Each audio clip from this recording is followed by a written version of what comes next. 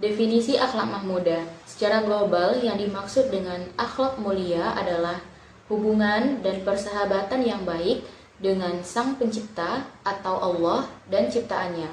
Berakhlak mulia kepada makhluk adalah dengan mengetahui bahwa mereka adalah rahasia takdir. Semua perilaku akhlak yang mulia atau husnul khuluq adalah semua sikap yang mencakup semua kebaikan, ketaatan, bentuk fisik, rezeki, dan ajak mereka telah ditentukan.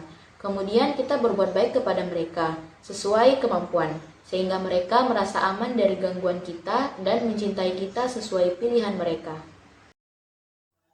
Akhlak mahmudah dalam bentuk kearifan lokal. Kearifan lokal pada suatu daerah hendaknya tidak bertentangan dengan agama mayoritas pada daerah tersebut.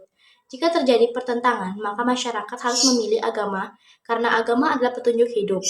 Maka, tidak boleh ada bertentangan dengan agama. Jika ada, maka harus disingkirkan. Dalam bidang muamalah, umat Islam dalam berkehidupan harus selalu menghargai berbagai kearifan lokal atau local wisdom yang tidak melanggar syariat Islam dan wajib meluruskannya manakala pertentangan dengan syariat Islam, sehingga kearifan lokal tetap harus tunduk kepada aturan Allah Subhanahu wa taala, tidak sebaliknya.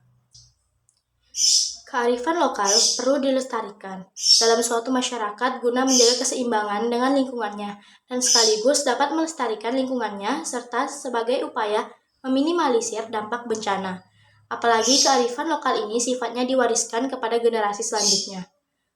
Pergaulatan pemikiran tentang Islam dan kearifan lokal telah memberikan akses keterbukaan di masa kini untuk lebih kritis dalam memahami hukum Islam atas dasar definisi asy-syariah, termasuk melalui proses inkulturasi wahyu dengan budaya lokal. Mengenai hal tersebut, ketika asy-syariah telah berkodifikasi dalam bentuk Al-Quran dan Islam telah tersebar ke seluruh penjuru dunia termasuk Indonesia yang tentunya memiliki perbedaan sosial budaya dengan masyarakat Arab, maka perlu dilakukan sebuah pembacaan ulang terhadap asy-syariah dengan pendekatan inkulturasi tersebut.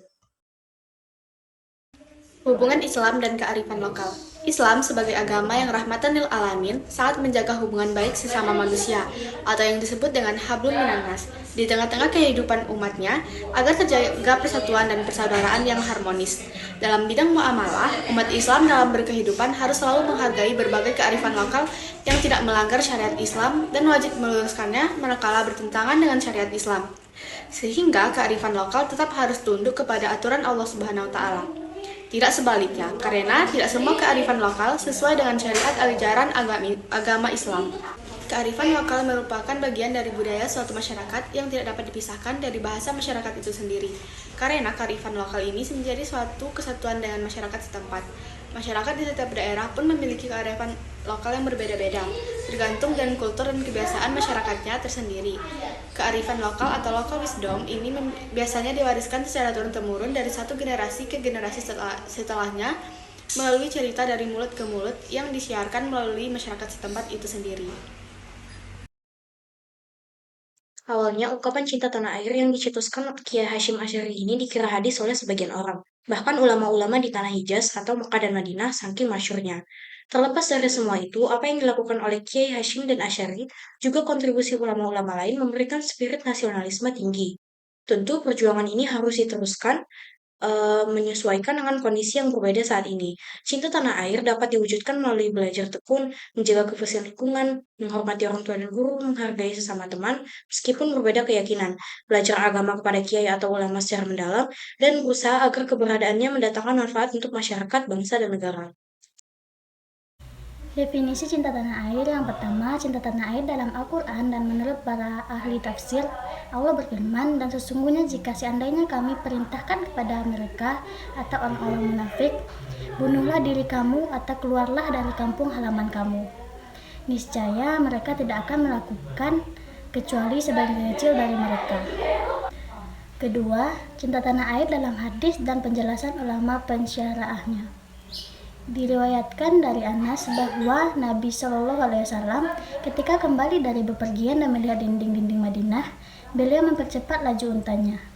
Dan apabila beliau menunggangi unta, maka beliau menggerakkannya atau untuk mempercepat karena kecintaan beliau pada Madinah. Haji riwayat Al-Bukhari, Ibnu Hibban, dan Al-Tirmidzi. Nah, yang ketiga, cinta tanah air menurut para ahli fikih. bahwa hikmah berhaji dan pahalanya yang besar karena mendidik jiwa menjadi lebih baik dengan meninggalkan tanah air dan keluar dari kebiasaannya. Dalam kitab Al-Dakirah, Al-Karafi menyatakan manfaat haji adalah mendidik diri dengan meninggalkan tanah air. Yang selanjutnya, cinta tanah air menurut para wali. Orang-orang yang saleh senantiasa mencintai tanah air.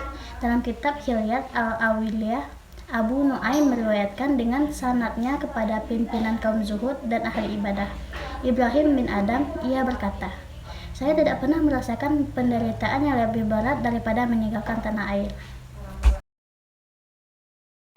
B. Hubungan Islam dan cinta tanah air. Orang yang beragama, benar dan cinta terhadap tanah airnya akan selalu memperhatikan keamanan tanah air, tempat hidupnya, kampung halamannya. Ia tidak akan membuat kegaduhan demi kegaduhan dan tidak menebarkan kebencian dan saling permusuhan di antara setiap orang dan setiap suku, serta para pemilik identitas berbeda yang menetapi setiap jangkal tanah airnya. Orang yang mencintai tanah airnya karena perintah agama bahkan sanggup mengorbankan harta benda ataupun apa saja, bahkan mengorbankan nyawa untuk kepentingan mempertahankan tanah airnya dari setiap ancaman, baik yang datang dari dalam maupun dari luar. Cinta tanah air dapat diwujudkan melalui belajar, tekun, menjaga kebersihan lingkungan, menghormati orang tua dan guru, menghargai sesama teman meskipun berbeda keyakinan. Belajar beragama kepada kiai ataupun ulama secara mendalam dan berusaha agar keberadaannya mendatangkan manfaat untuk masyarakat, bangsa, dan negara. Tanah air sebagaimana yang kita ketahui bersama adalah negeri tempat kelahiran Ali bin Muhammad bin Ali Al-Jurjani 1984. Mendefinisikan hal ini adalah istilah al-watan al-asli, yaitu tempat kelahiran seorang dan negeri di mana ia tinggal di dalamnya. Al-Jurjani mengatakan al-watan al-asli adalah tempat kelahiran seseorang dan negeri di mana ia tinggal di dalamnya. Akhlak Mahmudah dalam bentuk peka terhadap kelestarian lingkungan. Lingkungan merupakan bagian dari integritas kehidupan manusia, sehingga lingkungan harus dipandang sebagai salah satu komponen ekosistem yang memiliki nilai untuk dihormati, dihargai, dan tidak disakiti. Dalam Islam, manusia mempunyai peranan penting dalam menjaga kelestarian alam atau lingkungan hidup. Islam merupakan agama yang memandang lingkungan sebagai bagian yang tidak terpisahkan dari keimanan seorang terhadap Tuhannya. Di samping Islam melarang membuat kerusakan di muka bumi, manusia juga mempunyai kewajiban untuk menjaga lingkungan dan menghormati alam semesta yang mencakup jagat raya, yaitu manusia, tumbuhan, hewan, makhluk hidup lainnya, dan makhluk tidak hidup. Hubungan timbal balik ini yang saling mempengaruhi selalu terjadi antara manusia dan lingkungan di dalam setiap melakukan aktivitasnya. Manusia mempengaruhi lingkungan dan begitupun sebaliknya. Manusia juga dipengaruhi oleh lingkungannya. Hubungan Islam dengan peka kelestarian lingkungan. Lingkungan merupakan bagian dari integritas kehidupan manusia, sehingga lingkungan harus dipandang sebagai salah satu komponen ekosistem yang memiliki nilai untuk dihormati, dihargai, dan tidak disakiti. Lingkungan memiliki nilai terhadap dirinya sendiri. Integritas ini menyebabkan setiap perilaku manusia itu dapat berpengaruh terhadap lingkungan di sekitarnya. Perilaku positif dapat menyebabkan lingkungan tetap lestari, dan perilaku negatif dapat menyebabkan lingkungan menjadi rusak. Integritas ini pula yang menyebabkan manusia memiliki tanggung jawab untuk berperilaku baik dengan kehidupan di sekitarnya. Kemudian kerusakan alam diakibatkan dari sudut pandang manusia yang antroposentris, memandang bahwa manusia adalah pusat dari alam semesta. Pandangan agama Islam dalam alam dan lingkungan adalah satu, dan dia menundukkan untukmu apa yang ada di langit dan apa yang ada di bumi semuanya, sebagai rahmat daripadanya. Sesungguhnya pada demikian itu benar-benar terdapat tanda-tanda kekuasaan Allah bagi kaum yang berfikir. Surah Al-Jathiyah urutan ke-46 ayat 13. Yang kedua, maka sesungguhnya akan kami kabarkan kepada mereka apa-apa yang telah mereka perbuat, sedang kami mengetahui keadaan mereka. dan kami sekali-sekali tidak jauh dari mereka. Surah Al-A'raf, urutan ke-7 ayat 7. Yang ketiga, Allah lah yang telah menciptakan langit dan bumi dan menurunkan air hujan dari langit, kemudian Dia mengeluarkan dengan air hujan itu berbagai buah-buahan menjadi rezeki untukmu. Dan Dia telah menundukkan bahtera bagimu supaya bahtera itu berlayar di lautan dengan kehendaknya, dan Dia telah menundukkan pula bagimu sungai-sungai. Surah Ibrahim, urutan ke-32.